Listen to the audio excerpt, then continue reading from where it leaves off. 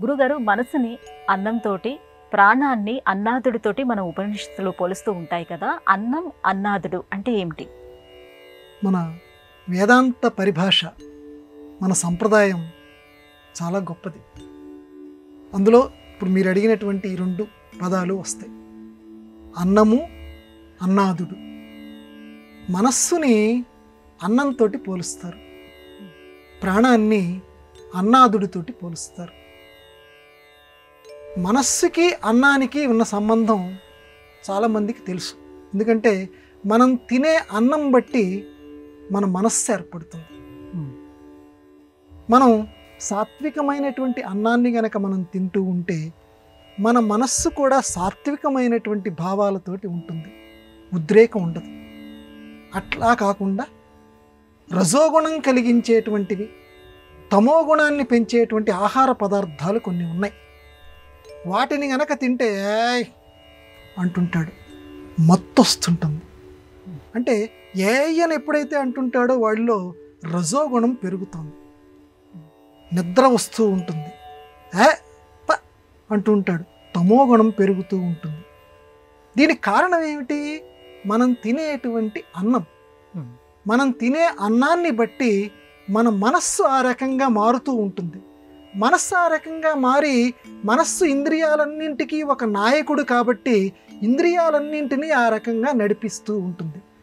ఈ మనస్సే అన్నాదుడిలో లీనమవుతూ ఉంటుందట. మనస్సుని అన్నం అంటారు, ప్రాణాన్ని అన్నాదుడితోటి. కాబట్టి నువ్వు సాత్వికమైనటువంటి భోజనం నువ్వు చేస్తున్నంతసేపు ఈ మనస్సు ప్రాణంలో ఎక్కువసేపు ఉంటుంది. అంటే ప్రాణం ఎక్కువ కాలం ఉంటుంది, ఆయుష్ ఎక్కువ కాలం ఉంటుంది. నే కాకుండా మిగతా 2 గుణాలు ఉన్నటువంటి ఆహార పదార్థాలని కనుక నువ్వు స్వీకారం చేస్తూ ఉంటే, ఎందుకంటే ఈ మనస్సు అన్నాదుడిలో ఎప్పుడు కలుస్తూ ఉంటుంది, ప్రాణంలో ఎప్పుడు కలుస్తూ ఉంటుంది కాబట్టి ఆయు పరిమాణం కూడా తగ్గుతూ ఉంటుంది. అది ఇక్కడ ఉన్నటువంటి రహస్యం. దీన్ని ఇంకొక పోలిక కూడా చెప్పారు. మనస్సుని విష్ణుమూర్తితోటి పోల్చారు, ప్రాణాన్ని శివుడితోటి పోల్చారు. విష్ణుమూర్తి స్థితికారకుడు. మనస్సుని స్థితిగా ఉంచటానికి ప్రయత్నం చేస్తూ ఉంటాడు. కానీ కొంతకాలమే ఉంచుతాడు. కొంతకాలం అయిన తర్వాత ఈ మనస్సును తీసుకెళ్ళిపోయి ప్రాణంలో ఉంచేసేస్తాడు.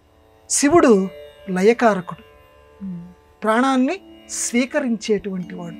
కాబట్టి మనస్సు అనేటువంటిది ప్రాణంలో లయమవుతూ ఉంటుంది, కలిసిపోతూ ఉంటుంది. సాత్వికమైన ఆహారం తింటున్నంతసేపు ఎక్కువ కాలం ఉంటుంది, రజో తమో గుణాలతో తింటున్నటువంటి ఆహారంతో చాలా తక్కువ కాలం మాత్రమే ప్రాణం ఉంటుంది. ఈ రహస్యాన్ని నువ్వు తెలుసుకొని భగవద్ ఆరాధనకు కూడా సాత్వికమైన భోజనం కనుక చేస్తే నీ మనస్సు చాలా సంసిద్ధంగా ఉంటుంది. రజో తమో గుణాలతో ఉన్న ఆహారం కనుక స్వీకరిస్తే నీ ప్రార్థనకి శరీరం అంతా సాకారం చేయదు, మనస్సు తొందరగా లయించిపోతుంది ప్రాణంలో. అది ఇక్కడ మనకు ఉపనిషత్తులు అందించినటువంటి అద్భుతమైనటువంటి సందేశం.